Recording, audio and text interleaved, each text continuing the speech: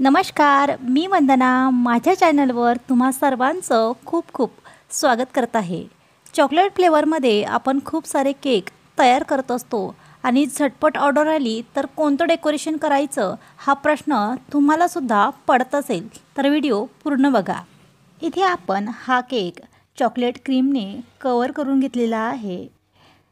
सर्वात आधी कोम स्क्रॅपर घेऊन हलक्या हाताने या केकला कोम स्क्रॅपरने डिझाईन देऊन घ्यायची, यामुळे केक दिसायला अतिशय अट्रॅक्टिव्ह दिसतो। हा केक मी 10 ते 15 मिनिटं फ्रीजमध्ये ठेवलेला होता आणि आता आपण यावरती डेकोरेशन करून घेऊया। सर्वात आधी या केकवरती मी चॉकलेट गनाश टाकून घेतलेला आहे। चॉकलेट गनाश टाकत असताना एक काळजी घ्यायची, गनाश हे खूप जास्त गरम असताना केकवरती टाकायचं नाही। ते थोडं थंड झालं की केकवरती तुम्ही टाकू शकता। पॅलेट नाईफच्या मदतीने आपण हे गनाश छान असं पसरवून घेऊया। पॅलेट नाईफच्या मदतीने गनाश पसरवत असताना एक गोष्ट लक्षात ठेवायची की पॅलेट नाईफ आपल्याला हलक्या हाताने पकडून ठेवायचं आहे आणि हलक्या हातानेच आपल्याला हे गनाश यावरती पसरवून घ्यायचं आहे। यावरती अतिशय छान अशा ड्रिपिंगसुद्धा पडलेल्या आहे आणि जिथे ड्रिपिंग नाही तिथे मी ड्रिपिंग टाकून घेत आहे।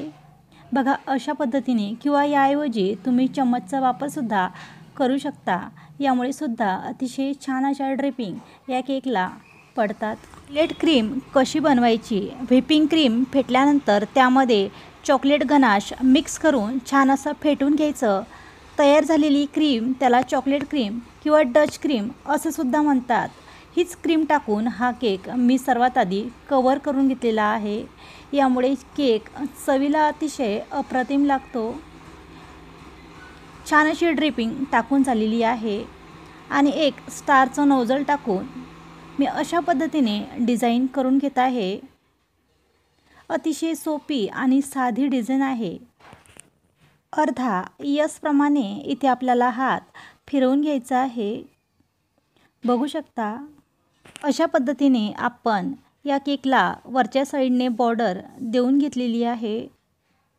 खालती सुद्धा याच नोझलच्या मदतीने आपण छोटे छोटे फ्लावर्स काढून घेऊया। जेव्हा आपल्याला झटपट ऑर्डर येते आणि अशा वेळी कोणता केक करावा हे तुम्हाला सुचत नसेल तर अशा पद्धतीचा केक तुम्ही नक्कीच तयार करू शकता। पॉयपिंग बॅगमध्ये आणखी थोडीशी क्रीम शिल्लक असल्यामुळे इथे मी अशा पद्धतीने फुलं काढून घेतलेली आहे। केकच्या टॉपवरती जिथे आपल्याला थोडीशी खुली जागा दिसत आहे तिथे हा केक एका पावाचा असल्यामुळे आणि हा केक चॉकलेट फ्लेवरचा असल्यामुळे मी 200 रुपयाला हा केक सेल आउट केलेला आहे। सर्वात शेवटी आपण काढलेले फुलं त्यावरती चॉकलेट गनाश टाकून अशा पद्धतीने डॉट देऊन घेऊया, यामुळे हे फुलं दिसायला अतिशय अट्रॅक्टिव्ह दिसतात। जर एक होम बेकर असाल आणि तुम्हीसुद्धा केकच्या ऑर्डर घेत असाल तर तुम्ही नक्की शेअर करा की हा एका पावाचा केक तुम्ही कितीला सेल केला असता आणि तुम्ही सध्या कितीला सेल करत आहात।